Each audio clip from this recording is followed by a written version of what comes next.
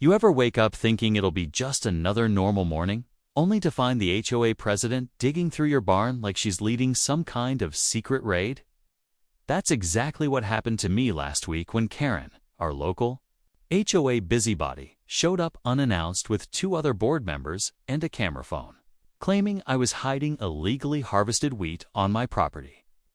No knock, no warning, just full-on barn invasion. I was standing there in my boots, coffee in hand, completely stunned as she pointed at the neatly stacked brown piles in the corner and accused me of stockpiling food against HOA rules. Now, to be fair, I do have piles stored in there, but it ain't wheat. It's dried cow dung meant for fertilizing the lower pasture before the next planting. Anyone who's ever worked a farm or even been around livestock could tell the difference in 5 seconds flat. But Karen, nope, she was all ready, ranting about fire hazards, black market sales, and calling the county before I could get a single word in. And the worst part? She was filming the whole thing like it was some kind of undercover bust for YouTube or a local news sting. The entire scene got so out of hand, I had to call the sheriff just to clear things up. And you won't believe what he said when he walked into that barn. But what really set this off? That's the part I didn't figure out until later. There's a bigger reason Karen targeted my barn that day, and it has nothing to do with fertilizer or crops. It's personal. And when I found out the real reason, everything made sense, but also turned this into a whole different kind of story. Let me take you through what happened next, because it only gets wilder from here. So here's where things start to unravel. Karen didn't just randomly stumble onto my barn that morning. Turns out, earlier that week, her cousin, who happens to live 2 streets over, had driven by my place and spotted me spreading some of the dried dung across my field. Oh, she must have snapped a photo at just the right or wrong angle, because in the picture, the stuff really did look like bags of grain or wheat. That photo somehow made its way into the HOA's private group chat, and just like that, a rumor started snowballing. Apparently, I was now the guy illegally storing wheat to avoid HOA landscaping restrictions. Total nonsense, but once Karen gets a narrative in her head, facts don't matter. Now for context. This isn't the first time Karen's come after me. Last summer, she filed 3 separate complaints, one for my fence being 2 inches too high, one for my rooster crowing before 8 a.m., and another because she claimed my scarecrow was too lifelike and threatening. Every time she pushed the limits of what the HOA could even do, and each time I managed to prove her wrong. But this time felt different. There was a weird kind of urgency in how she burst onto my property. It wasn't just about some cow dung. There was something personal in her tone, like she was trying to make an example out of me. And then there's the security footage. Yep, I've got cameras all over the barn, and the night before the raid, someone was snooping around near the back entrance. The figure didn't break in, but they definitely weren't just walking their dog at 11 p.m. I didn't think much of it until the next day, when Karen showed up like she had insider info. That's when I started putting the pieces together. What I found out next changed everything after I reviewed the security footage. I noticed something strange. The person lurking near the barn the night before wasn't just any random figure. They were wearing a jacket with the HOA's logo stitched right on the back. It was hard to tell for sure, but the height, the build, it looked a whole lot like Dave, the HOA treasurer. Now Dave's always been the quiet one in the group, kind of just nods along with whatever Karen says. But seeing him out there, sneaking around my property, that raised a whole new set of questions. Was this just about a misunderstanding over fertilizer? Or was there something deeper going on inside that HOA board? I started asking around, quietly. A neighbor of mine, Jill, who's lived 2 doors down for over 15 years, told me that Karen's been trying to get control of the open lot behind my land for months. Apparently, the HOA had some proposal in the works to turn it into a community garden. but they needed a way to justify extending their control to nearby parcels. My barn sits just close enough to the property line that if they could prove I was violating storage codes or harboring something hazardous, it might open a loophole to force inspections or worse, condemn part of my setup. Suddenly, it wasn't just about dried cow dung. This was about control, property boundaries, and maybe even forcing me out. Meanwhile, word of the raid spread fast. Some neighbors sided with me, saying Karen had gone way too far. Others stayed quiet, clearly afraid of getting on the HOA's bad side. But then there were whispers. Someone mentioned that Karen recently had a dispute with a local farm supplier who stopped selling to her after a payment issue. Guess who she blames? Me? Because that supplier's my cousin. That's when it really hit me. This wasn't just HOA drama. This was personal, calculated, and I was right in the middle of it. And the deeper I looked, the more things stopped making sense. Once I realized this whole mess was rooted in something personal, things started spiraling fast. I went back through my messages with my cousin, the same guy Karen accused of cutting her off. Found something odd, too. Weeks before the barn incident, he'd forwarded me an email. At the time, I skimmed it and moved on, but now I read it word for word. It was from someone named K. Sanders using a burner Gmail account, demanding he stop doing business with certain residents or face formal complaints from the community board. The tone was aggressive, almost threatening, and my cousin had shrugged it off as spam. But, knowing what I know now, it lined up a little too perfectly. Meanwhile, back at the neighborhood, Karen wasn't letting up. She started circling my property daily, walking with that little clipboard of hers, pretending to take community photos from the sidewalk. Then, I got slapped with 3 new HOA violation notices: one for an unregistered utility trailer, one for unauthorized soil stacking, and another for visual obstruction caused by rural debris. Yeah, apparently dried dung stacked too neatly now counted as debris. She was clearly trying to build a paper trail.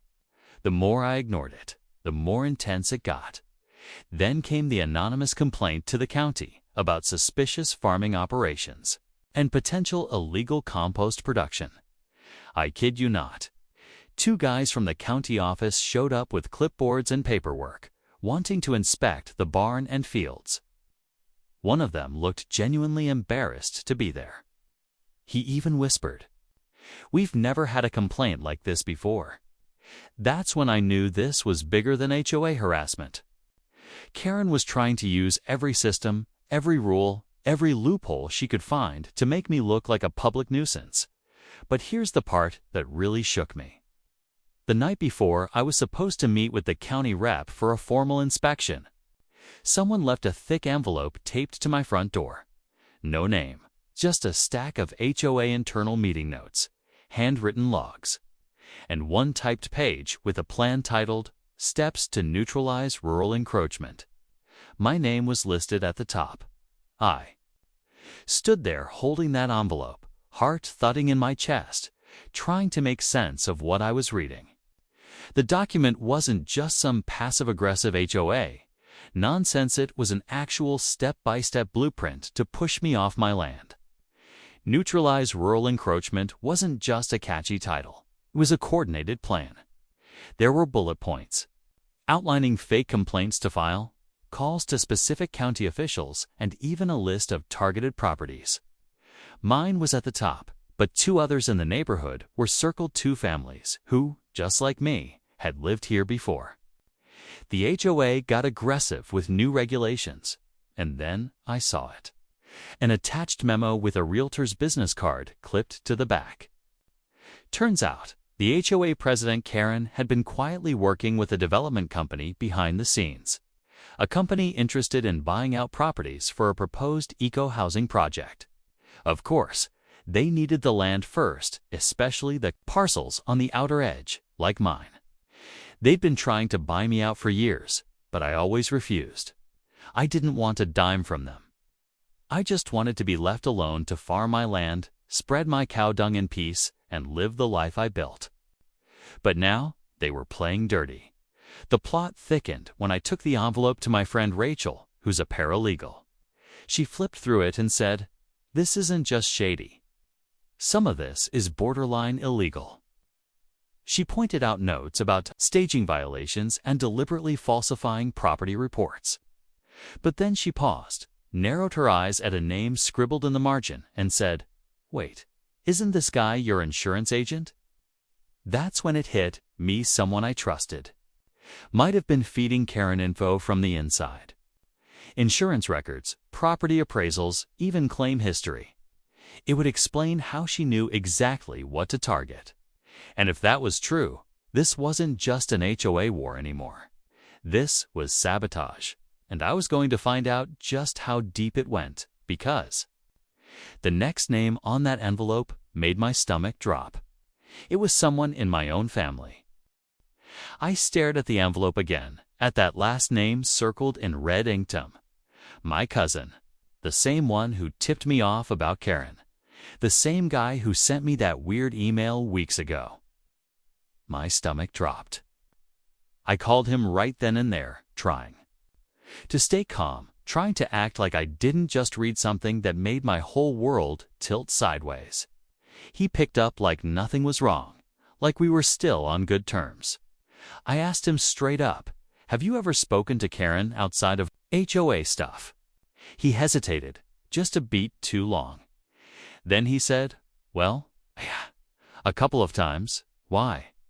Turns out, Tom had been approached months ago by someone representing the community board. They offered him a small commission if he'd help flag certain properties as underused or non-compliant for upcoming neighborhood restructuring. He thought it was harmless. He didn't realize they were using him to collect data me.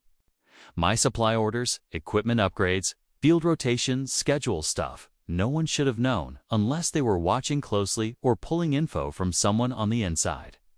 Karen had looped him in without even telling him the full story. He was a pawn.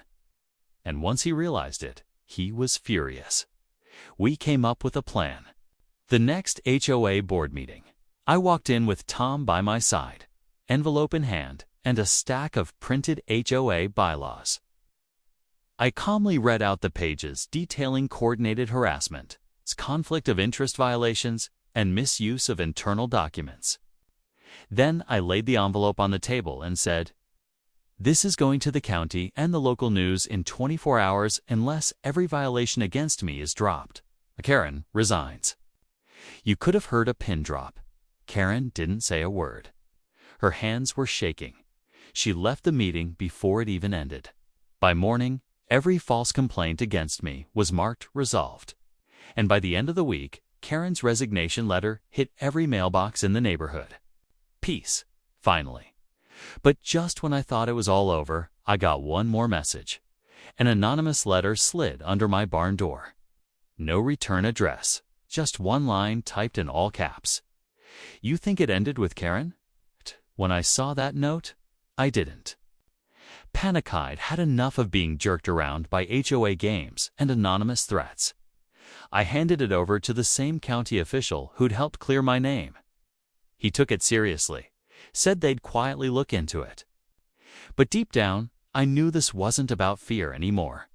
It was about standing firm. Karen may have stepped down, but clearly someone else wanted the same outcome. Still, with her gone and the board reshuffled, things calmed down. The fake complaints stopped. The property inspections faded out. And for the first time in months, I could walk out to my barn without looking over my shoulder. Tom and I patched things up. He felt awful for being dragged into it. And in fairness, he didn't know how deep the HOA's tactics ran. We decided to work together on a new system for fertilizer deliveries and storage clear labels, documentation, even security upgrades. Not out of fear, but to protect the land and make it impossible for someone to twist the story again. Neighbors started dropping by more often, checking in, offering support. Turns out, I wasn't the only one who'd been quietly pressured or harassed by the old board. And with Karen out, people finally started speaking up. A few even volunteered to join the new board to make sure it stayed transparent and fair. This whole mess taught me that rural living isn't just about land and peace and cows. It's also about standing your ground when people try to push you off it.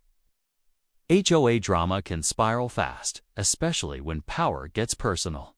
But truth has a way of surfacing.